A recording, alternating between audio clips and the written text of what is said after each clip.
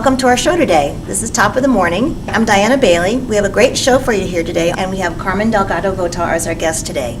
And we'll be right back. Just fine. I'm Kate Stevenson from the Maryland Cardiff Center from Top of the Morning from Baltimore. Wonderful. We are so thrilled, and we want to congratulate you for this award. And tell us how you were feeling with your grandchildren and children seeing what you've accomplished. Well, I'm thrilled about that because it's really important for them to know of the courage of the women at Seneca Falls. It's the birthplace of women's rights, and I think they would take great pride in learning more about it. I am myself personally thrilled to be getting this award. I thank Beth and Beverly, co-presidents of the Hall of Fame, for this wonderful honor, and I'm pleased to be joining so many wonderful other inductees today. That's really making it even more thrilling. But as far as Maryland is concerned, that's where I was born and raised, and one of our colleagues from Maryland will be here, Congresswoman Donna Edwards. She'll be coming up, but Congress has adjourned and they're on their way. We thought there might be more activity, but We want to invite you to the Maryland Women's Heritage Center when you get back to Maryland. thank you for the invitation. Anytime, I'd love to do that. That's easy from D.C. Thank you. Well, much love from Maryland and Baltimore. Thank you. Appreciate you. We're so glad you're all here this morning, and so we thank you for coming, and we're delighted to have the leader as one of our inductees this year. So Good afternoon. Welcome back. And I'm pleased today with us, we have Carmen Delgado Votaw, who's going to talk to us a little bit about her very long history in working with gender equity issues, the feminist, and a lot of the global feminist issues. Welcome, Carmen. Thank you. Pleasure to be here. Where would you like to start? Because you have such an important history working with feminist programs and activities. What's probably your high points, or how did you get started in this? Well, I got started in the 60s after I came back from Iran, where I had been for 2 years, following my husband, who was with the Harvard Advisory Group, advising the Shah of Iran with 14 other advisors from different parts of the world about how to do their development plan. Wow, that'll be exciting. And that was very exciting to me. I had never seen snow. I had gone from my native Puerto Rico into a very different culture, and The Middle East is quite different, even today. opportunities for women and so on. So I decided that I would really look into certain things that really seemed to me very different from ours. Why do women wear a chador, cover themselves?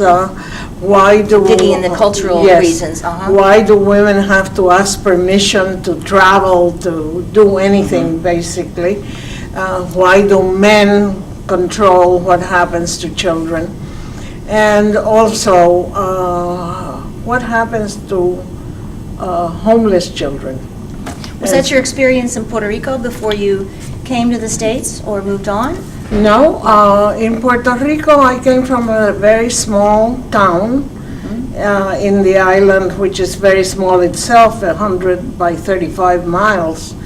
And my little town was a microcosm of what I think people mean when they say it takes a village. Oh, nice. To nice. raise a So child. you were raised well in that So village, yeah. that town gave me my identity, gave me my desire to know the world, gave me a sense of belonging that is very hard to duplicate anywhere else.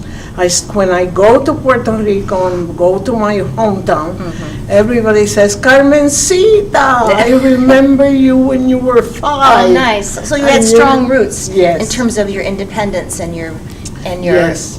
wanderlust of travel and And in Puerto Rico, we have an Equal Rights Amendment in our Constitution, so there were lots of women in business, in the legislature. We've even had a woman governor. so you're And, ahead of the states in some And areas. Yeah. three women members of our Supreme Court. So when I went to Iran, I did have a very good version for myself of what women should be doing. My husband was very supportive.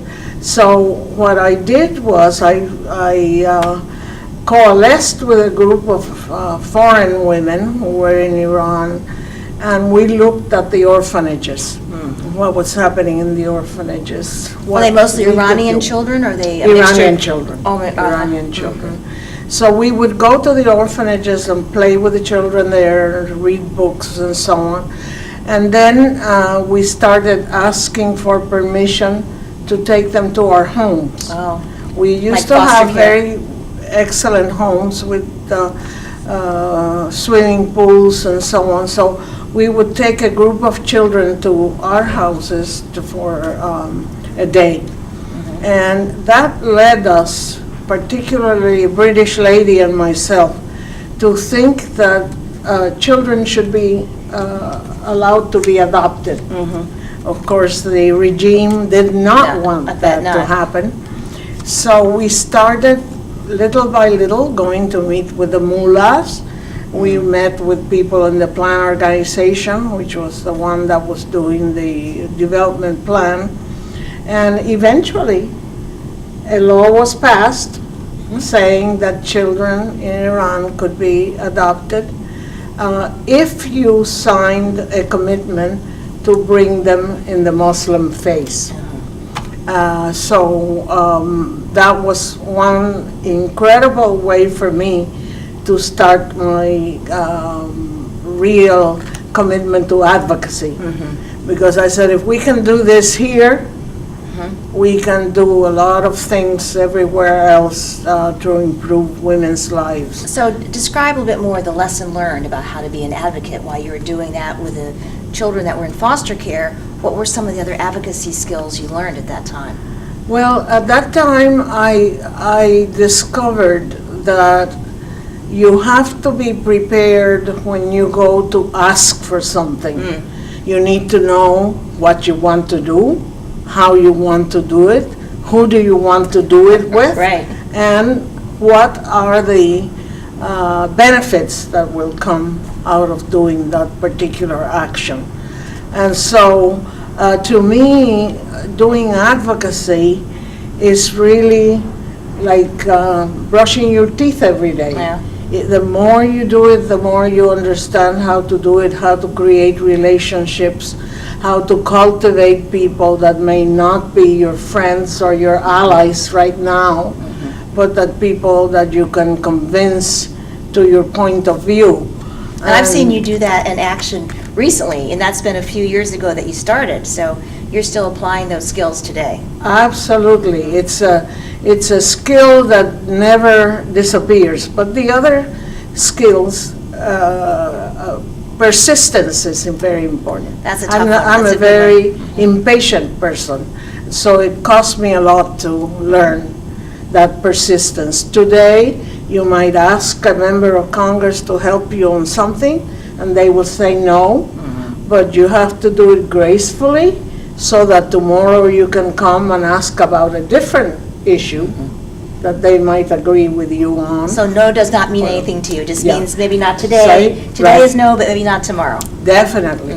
And you keep honing your message so that the message reaches the appropriate people at the appropriate time, because timing is key in advocacy. Everything, right. You have to know exactly when people are approachable, what would make them change their point of view if they're not with you.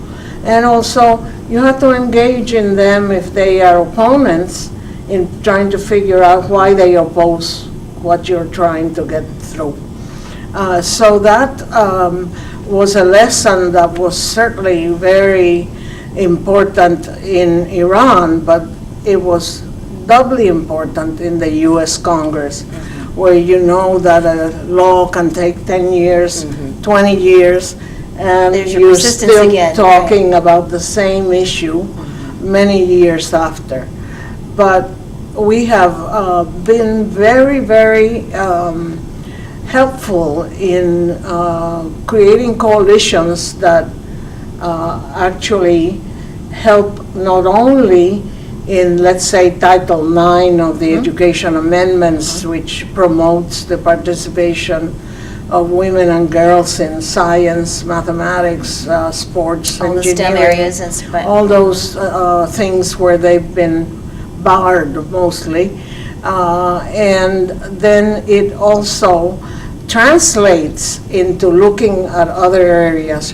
Why are women assaulted with sexual violence in the campuses of our universities? Why are women not given a shot at the important leadership positions in all kinds of businesses and enterprises? Why are those doors not opened, right? You were talking more about some of the lessons learned. I think, what were some of the lessons learned that you learned while you were working with some of the UN advocacy activities that you were involved in? My exposure to the UN really started with my volunteering with the League of Women Voters on explaining more what the UN does and how it can be helpful to women. In '64, we didn't know that there would be a decade for women, Right. but that decade for women was a lifesaver. It was so important because each country was mobilized to think how women were treated The in their awareness part, finally, societies, yes. how far they had advanced, how far they were behind, what was needed in terms of the possible advancement of women. So in '75, when the first World Conference on Women happened in Mexico City, one of the most sexist societies in the world, Mexico City really exposed some of the foibles of government and so on. For instance, they had a delegation to a women's conference, the first United Nations World Conference on Women, and there the head of delegation from Mexico was a man. Oh, surprise, surprise. And Yes. so was the head of delegation of the United States. Oh, really? Who Yes. was that? I've forgotten. So that was really a light bulb telling It's us in your face, so you that can we see it there, needed right, to really do something about this. But what the United Nations decade did was it made all the United Nations agencies and all the national agencies really study the situation of women, get statistics that didn't exist, look for ways in which they could measure the women's advancement What in kind of jobs categories and were so you on. we're looking at? Yes. Jobs, obviously, but It was- what other it was categories were you looking at? education, employment, and peace. And peace. And peace. Social justice or safety was not in there yet, No. but okay. No. Those were topics that were subsumed, but the main topics were really education, employment, and peace. And you remember the Yeah, I had the the button. very nice symbol of the decade. It was a dove of peace with the sign of equality and the sign of women. And that really was a catalyst for women themselves to improve their organizations, to look for ways in which they could advocate for themselves and for others.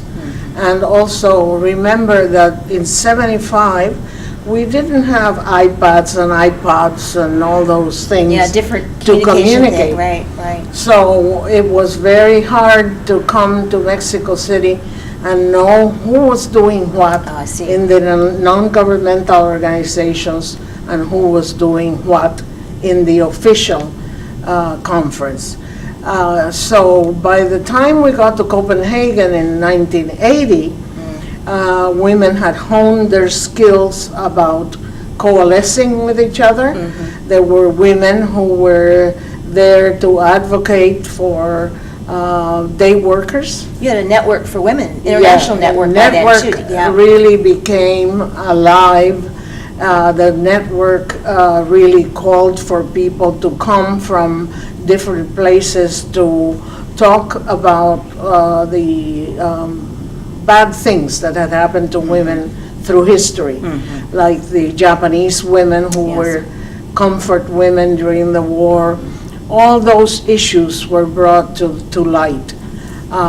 By 1985, when the World Conference was held in Kenya, we were again honing on how do women progress in terms of economic development in general, and what can governments do to help them Facilitate that. because the women do most of the work in agriculture, and they do most of the work in the home, and they are not considered for Social Security Right. for those contributions. Or any other benefits in many cases, So, right? and no other benefits. So, the agenda kept getting richer, more strong by regional categories. Is it by continent or by? Yes. Got it. And then those of us who went to all the conference, and the last one was in Beijing, China, all of us learned a lot of strategies for how to collaborate with the women of certain regions that wanted to do a particular issue. Or to take Or into consideration highlighted. their Yes. cultural, the best cultural approach, or is that what you're saying when you talk about? Yes, got it. And also say when you needed help. For instance, when the Japanese women did a big demonstration about the comfort women, we all knew where they would be at 4 o'clock on a particular day. And we all came to support that. When the women from the Nordic regions wanted to demonstrate how strong they are and how well they do, let's say, logging. We saw the Amazons from Sweden cutting out logs, and That's a tough career. the little Chinese men were absolutely fascinated seeing these women.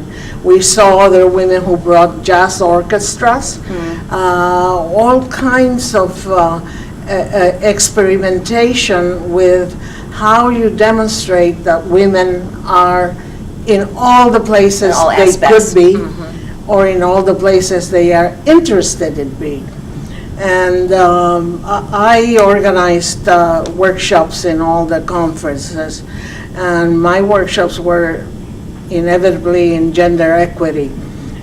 They were in China. We had a couple of spies that came to see what we were talking about, and I had a woman from Africa, a woman from Latin America, and a woman from the United States on my panel. And I started with the one from the Nordic regions, and she started talking about sex education. The Chinese little spies were a little bit nonplussed about that. Did they stay or did they walk out? They stayed, They but stayed? they obviously were not behaving very nicely. So I asked them, do you have any comments on this? Oh, that would not be allowed in our country. We wouldn't be able to do that. But after that, they felt, I gave them the opportunity to say their view. So they tolerated the rest of the, I thought they would confiscate my tape I had taken, but they didn't. At any rate, what happened after that decade was that when we came to China, we had a sense of really how the world balanced its support for women, or its lack of support for women, and how they tried to justify that. There was a lot more communication with all the among the non-governmentals and the people who came for the official conferences. And everybody was really looking for things that elevate the spirit, to say to women, you matter. Go back to the persistence thing, I'm hearing Your again. future is intrinsically tied to the future of the universe. So if your capacity to contribute to your societies is not recognized and urged and encouraged and nurtured, we're all going to be suffering from it. And so the message was very strong that women are not going to disappear from the map. We are more than the men, Right. always larger numbers. And we're there with that persistence that the circumstances we have lived have really taught us to cultivate. Apart from that, my experiences as a career woman, I was the first Latina in the U.S. Congress to be a chief of staff for a member of Congress. And being in a position as a petitioner to the Congress was one thing. Being in the Congress Right, and it's a having different people role, come right. to petition you is very different, particularly because I was the chief of staff for the member of Congress from Puerto Rico, who doesn't have the power of other members of Congress and who is a very poor country. And so we had 4 million members of our society that we responded to, where the average member of Congress responds to 300,000. Or a couple million, And right? so right. it was very, very intensive work, always trying to be a member of the club, but always knowing that you had to cultivate both sides of the aisle, beg sometimes, have persuasive arguments for what you wanted to push. So that taught me also a lesson about excellence. You don't go into a hearing of a congressional committee without having your numbers in order so that you know how have done much your you homework, need done and your how homework. you're going to use it and who are the experts that are going to be doing certain things. The other thing that I really learned in the Congress is that the power of cultivation of friendships across the aisle and within your own party is essential, because you don't get any legislation passed unless you have a significant number of members Shared supporting it. passion, the same Yes. points of view. And yeah. so you have to be, I don't think I missed a cocktail party in the evenings or a kind of work 20 hours a day, caucus yeah. meeting that happened somewhere far away. Carmen was everywhere, right? And you're still You everywhere just- today. yes. You are still doing that today. And that's essential to do. And then my interest in women's advancement in general also was manifested in my stint as president of the Inter-American Commission of Women of the Organization of American States. President Jimmy Carter nominated me for that position, as he you were well also experienced made by me that time. co-chair of his National Commission on Women. But I was elected by the 27 countries then of the Latin American system as president. So I was always arguing sometimes with my own government, saying, but remember, I'm not just representing you now, I'm representing the hemisphere. Right. So I got away with a lot of things, and it was very important to help create a symbiosis between the women in the U.S. and the women in Latin America, because we have a lot to learn from each other. And that certainly has stood well by me over the years, because every time I visit a Latin American country, and incidentally, I've been into 69 countries. Wow. So that's not a bad record. And you have to present how we do it in the U.S. You have to always be careful that you don't tamper with people's creative views about how to do things. Or their evolution as Yeah. well. Yeah. And also what is permitted in their societies. I mean, you don't want to get anyone killed Right. or attacked At or risk, so right. on. So you have to put yourself in a position that they have as much to offer us as we have to offer them. The third point that I like to make about this convoluted way in which I have done national, international, back to non-governmental, to governmental, is that the organizations here in our own Maryland are very advanced. So you have... We don't feel that way sometimes, as you know, but. Yeah, sometimes we don't, Right. especially in funding. Right. But we do have a lot of experience at the national level with organizations that transcend borders of the states and do excellent work along the same lines, but not exactly the same thing.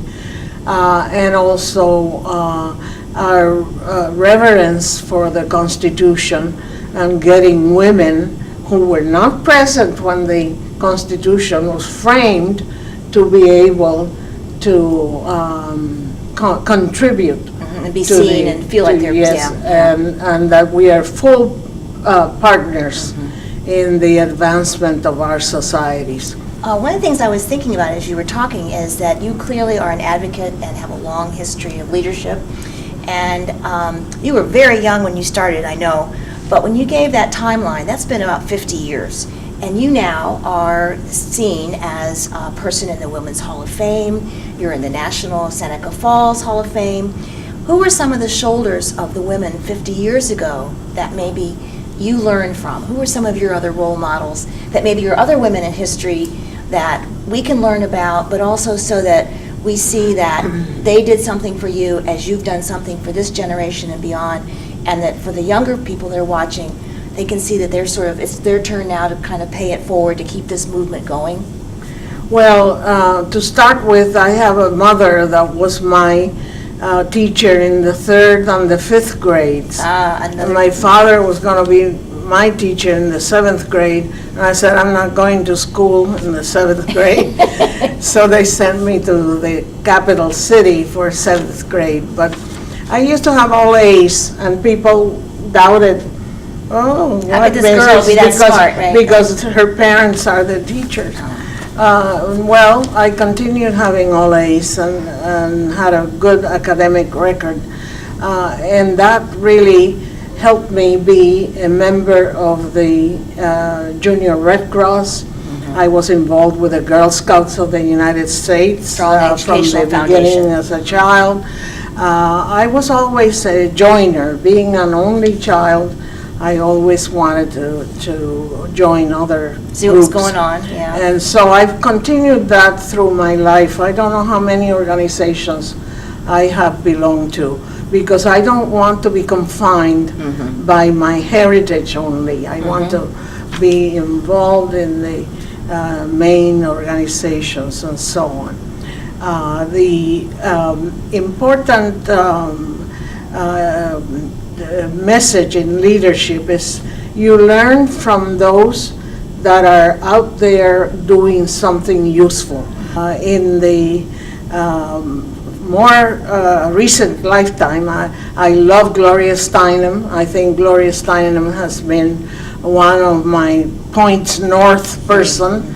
She always says, do an outrageous thing every day. Every day, every day. And I've been trying to follow her example. Bella Abzug was a great tactician, and I had a lot of respect for her. She was a little bit harsh for my kind of taste, but she pushed things forward in very vivid and very important ways. And I've had so many other mentors who have been males, and have really helped me also advance my career, or given me opportunities to travel around the world. So you have to get the nourishment from wherever you can find it.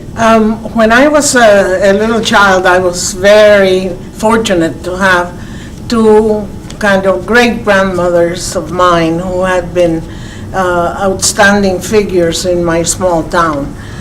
One of them, Titi Coco, used to get on a horse and go to the countryside for political meetings in so that's where support you got of your start. candidates. And to me, that was with her starched dress, riding side saddle. Side saddle, I of course. thought that was fabulous. And then the other one was just the spirit of grow up strong, never be afraid of making mistakes, and you can always correct them.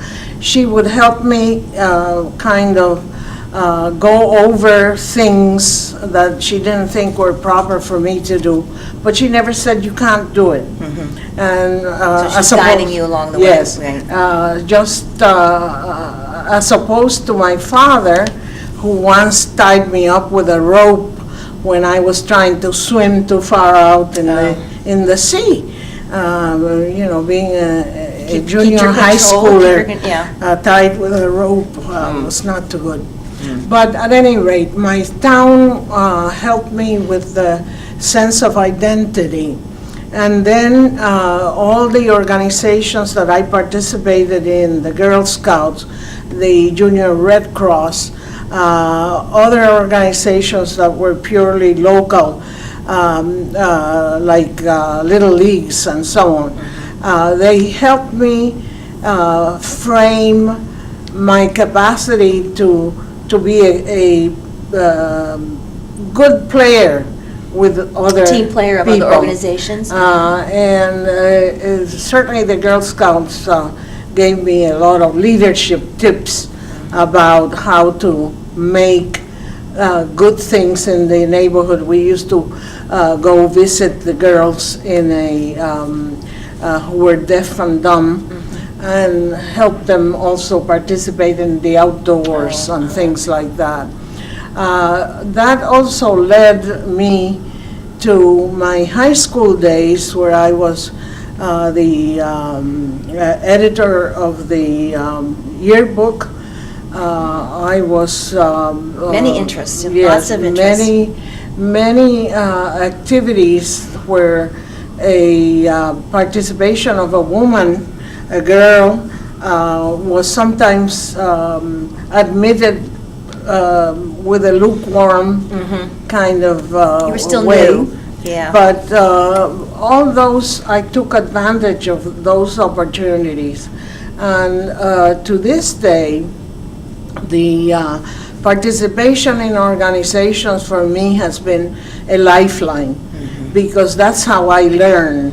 That's how I figure out all the things that I know nothing about, to at least know who's the expert on those things. Who to go to. I'm one of the few women accepted in the Council on Foreign Relations.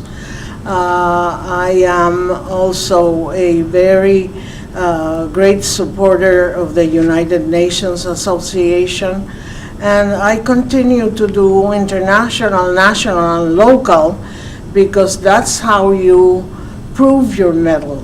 What you're doing for my county, for instance, Montgomery County, I'm on the advisory committee of the county executive, is good for other counties. What is it? Think, think locally and act globally? What is Yes, that? Yeah, right. definitely, Yeah. definitely. And with the Maryland Women's Heritage Center, I have seen the importance of collecting history. It's not just for the museums to do this, it's for each of us to help collect that history and have it in a safe place that other people have access to it. I think the kinds of things you have at this center are the meat of what young children need to grow strong and be able to Examples become of- the leaders that others have been before them. And you can express leadership in many ways. I think also the last thing that we need to remember is that the people on whose shoulders we have advanced are to be there as inspiration, but also for us to share with the young people how they can access those people. Having mentors is a great step forward, because you need to check with other people. Do you think I could Feedback, be their wisdom, giving that feedback that is, hey, why don't you try this other avenue? And I find that with the Congressional Hispanic Caucus interns with whom I participate a lot, I get from 12 years back, an intern I had asking, what do you think of my moving from business to a nonprofit? So you're still their role model. Oh, yeah. And still their so- mentor. And I think that they appreciate the fact that I never give them the answer. I said, have you looked at the Library of Congress? Have you explored the sounding Council board. on Foreign Relations? So whatever the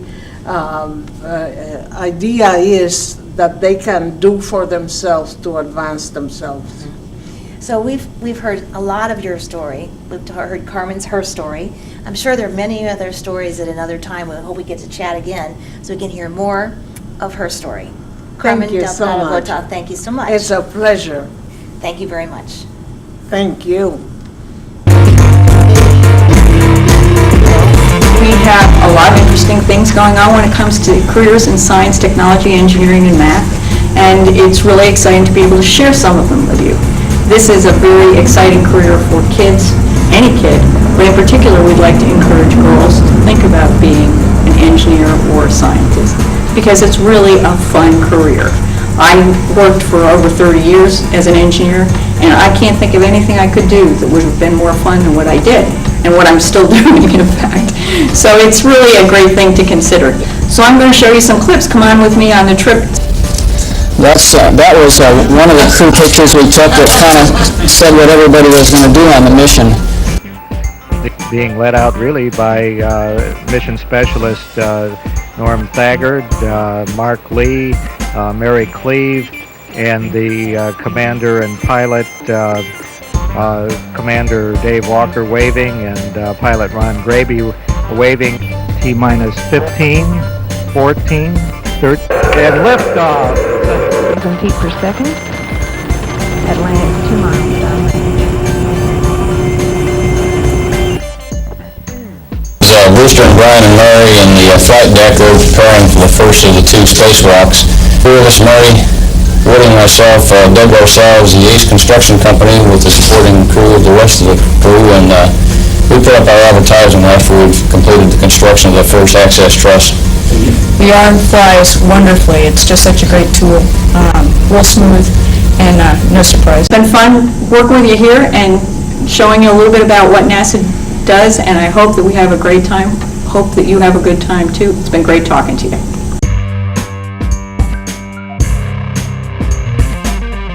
Hi, this is Christine Cornels, and we have a great show for you today with Top of the Morning. Thanks for joining us.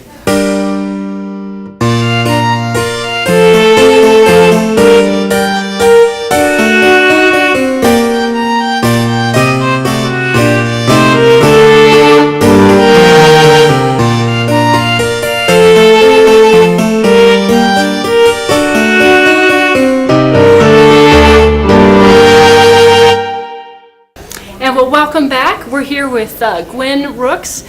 Congratulations on being an inductee to the Maryland Women's Hall of Fame. Thank you so much. Gwen, I understand you were principal of the Hamilton Elementary Middle School, and your students ranked among the highest test takers in Maryland. How do you encourage students? The teachers and the way that we instructed the students, everybody had their program ready, the curriculum, and they developed it well, and the children learned. I imagine some of it is the environment that you create for the teachers as well, though, for encouraging them in their work. Yes, yes. I had was in charge, like a supervisor of new teachers before becoming a principal. So we would, write curriculum, and curriculum that was in line with the age and abilities of the students. Oh, that's great. Well, and you also developed a grant from an after-school mentoring program for young women. Yes. Tell us about that grant, and who do you serve? Okay. The grant was something that was asked of us to do. The First Presbyterian Church on St. Paul Street had Here in Annapolis? No, Or in Baltimore. In Baltimore, okay. Yeah, had a foundation, and they wanted an after-school program for girls. And so Karen Haywood West and my daughter Heidi put together a wonderful program for girls, and we called it the Dare to Dream Academy. Wow, the Dare to Dream Yes, Academy. for girls. And so Heidi traveled, and her job took her out of the city, and so I became the director. I thought it was going to be for 3 months, but it's been 12 years. Is that right? that I've been directing. Well, that must mean you are enjoying it very much. Yes, yes. So we get the girls from middle school, Booker T. Washington, Midtown Academy, and Mount Royal middle schools. And so we take them from the 6th grade to the 8th grade. We help them with the transition into high school. One of the toughest transitions as a student, probably. Yes, yes. And getting them to understand that we're there for them, and whatever your needs are, we will help you. And what is the Dare to Dream? What is that? What do you encourage the girls to Well, do? we want them to be what they want to be. Now, this program is between Family and Children's Services of Central Maryland. Okay. And our executive director is Mr. Stanley Levy. And Rose and I made the chapter of AKA. That's the partnership that we put together. An AKA, for those who don't know it, if you could spell that out. Yeah, that's it. Alpha Kappa Alpha sorority. And the women in the sorority become mentors to these young girls. So, Wow, so you pair them up. yes, if you come to me and say that you would like to be a pediatrician, I have one for you in the sorority. It's fantastic. And so it's a nice blend, and the children do well, and the women in the sorority just love it. Do you find it pretty easy to find volunteers in for a program like this, or is it hard in this busy world? No, when I speak, they listen. Is that right? They'll come to you. Why weren't you running my program? You were appointed by the governor to the Physician Quality Assurance Board as a consumer member. What was your role on that board? I sat on the board, and if physicians came before us and there was some question about the practices that they were using, then we had to decide what was best for the public. And so we would listen What would and be an make example of- recommendations as to what should happen. Okay. Yeah. Well, what would be an example of a practice that would come before the board? Oh, Without getting too technical, I don't know.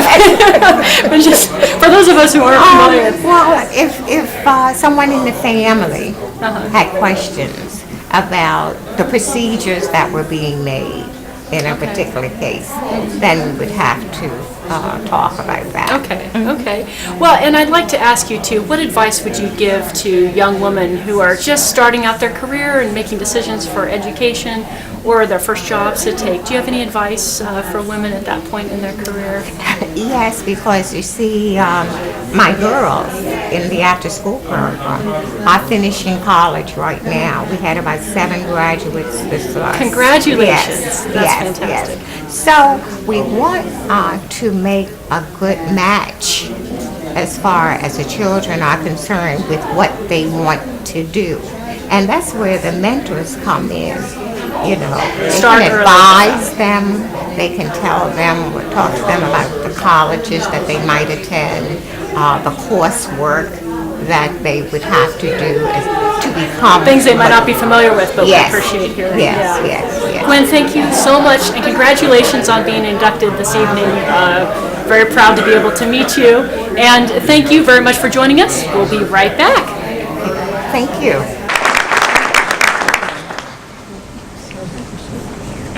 Good evening. I am indeed honored to introduce my phenomenal friend and colleague, Gwendolyn Giles Brooks. When I was preparing her introduction, I made notes on Gwen, the wife, Gwen, the mother and grandmother, Gwen, the entrepreneur, Gwen, the educator and public school administrator, Gwen, civic leader, Gwen, the advocate for families and children, and Gwen, the phenomenal director of the After School Academy for Middle School Girls, sponsored by Family Children's Services of Central Maryland and the Annie Roberts Foundation in partnership with the Rosi Omega chapter of Alpha Kappa Alpha Sorority Incorporated. And after I wrote down all those things and had several pages, I said, you know, all of her accomplishments, all of her honors, all of the boards that she currently sits on, all the boards that she has sat on, will be a part of her bio. So I want to share something with you that was written by one of Gwen's mentees. And if you listen to this letter written by this young lady, I want you to multiply 300 times because it reflects the sentiments of the girls that Gwen has touched. And she writes, my name is Carmen, and I am a senior at the University of Maryland, Eastern Shore. Mrs. Gwendolyn Brooks is a big part of my life and has always been an inspiration to me. I was in the 6th grade and attended Booker T. Washington Middle School when I met her. Mrs. Brooks introduced me to the Alpha Kappa Alpha After School Academy for young girls. Little did I know that was just the beginning of what she had planned for me. The program is designed to help young girls emotionally, physically, spiritually, and most importantly, academically. Other girls like me participated in music, acting, tutoring, art, computer science, and dance. The program is one of the best things that happened to me because it opened a lot of doors. Mrs. Brooks is a blessing that was sent to me not only because of the program, but also for the opportunities outside the program. She introduced me to my first and true love, which is dance. I joined the Baltimore Dance Tech of Baltimore, Maryland. My first 2 years, I danced on full scholarship, underwritten by Mrs. Brooks.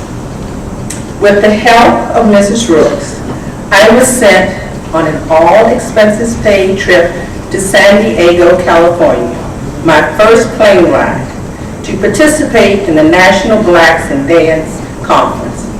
I had the chance to be taught by master dance teachers from different parts of the world. I also met other dancers like myself. I had the time of my life. I have performed at Towson University, the Theater Project of Baltimore, Maryland, the Baltimore Museum of Art, Artscape, and venues all over Washington, D.C. Mrs. Rooks has been to every dance concert performance, including the takeoff of a very early flight to California. That meant a lot to me. Not only has Mrs. Rooks been a supportive mentor, but she has played the role of a supportive parent. I have seen many things because of Mrs. Rooks, including performances at the Baltimore School for the Arts, the Kennedy Center, and places around the world. In the summer of 2004, Mrs. Rooks changed my life. She made it possible for me to go to South Africa for 2 long weeks on a travel study program. When I got the news, my mother and I cried tears of joy. Financially, Mrs. Rooks took care of my expenses that were necessary for me to go. When I got to Africa, I was blown away. I could not thank Mrs. Rooks enough. Surely, when I thought my turn was over, Mrs. Rooks invited me to join her on a day trip to New York to see a Broadway performance. Even though I have graduated from the program, Mrs. Rooks is still here, helping me with college. What more could you ask? Mrs. Rooks deserves so much. It's like she does something that's so big, and when you think she's finished, she tops it with something bigger. Sometimes I find myself thinking ahead in the future. I wonder, when she sits at my college graduation, will I know how to thank her then? Because I know she will be there. I am thankful for the blessings and the support that she has given me.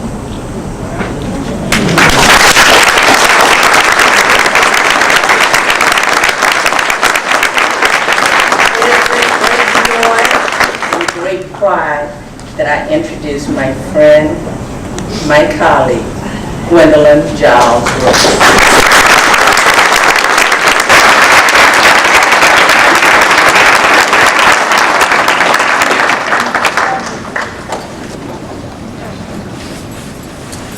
Good evening. Good evening. Joanne and I are partners in Growing Girls for Greatness. Let me put my glasses on. Joanne mentioned to me that she had submitted my name to be a candidate for the Maryland Women's Hall of Fame. And I said, Joanne, you didn't. She said, I did. When I received a notification that I had been selected among a distinguished group of women, I was shocked and humbled. When you have a passion for work, it never seems like a job. The Dare to Dream After School Academy was conceived by Karen Haywood West and my daughter, Heidi Rooks Art. And as Joanne said, if there's a partnership between Family and Children's Services of Central Maryland and our sorority, AKA. Shortly after the academy began, Heidi accepted a position in another state.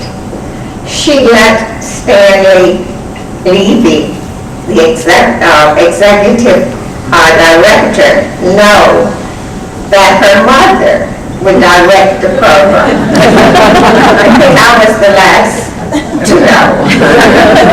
Challenges arise when you realize the young girl doesn't see her own potential as she grows to become a young lady.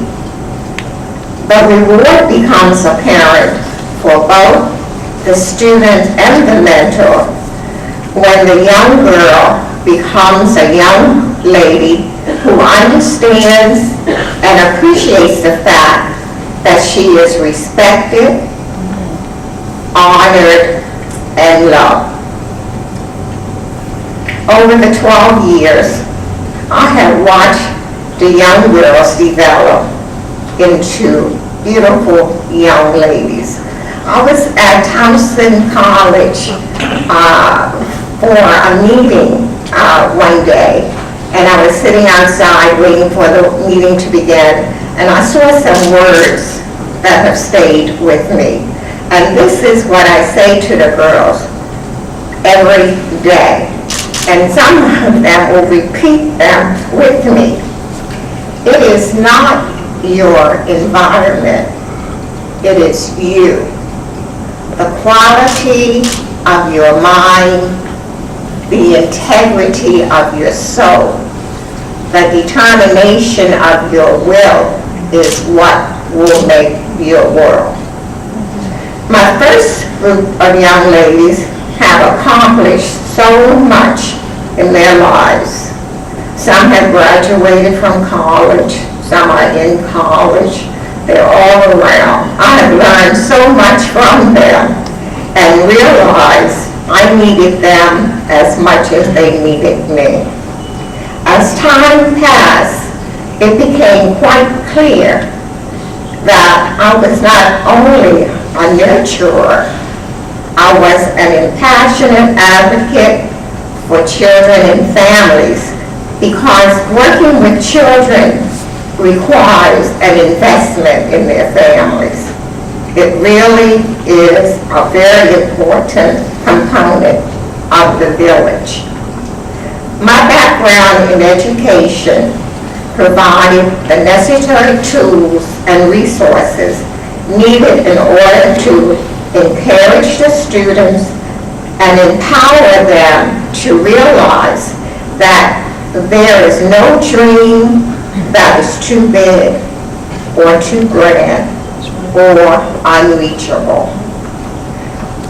Working with retired educators, philanthropists, entrepreneurs who share the vision and mission of the Dare to Dream has led me to realize that I am blessed beyond measures to put into action the African program.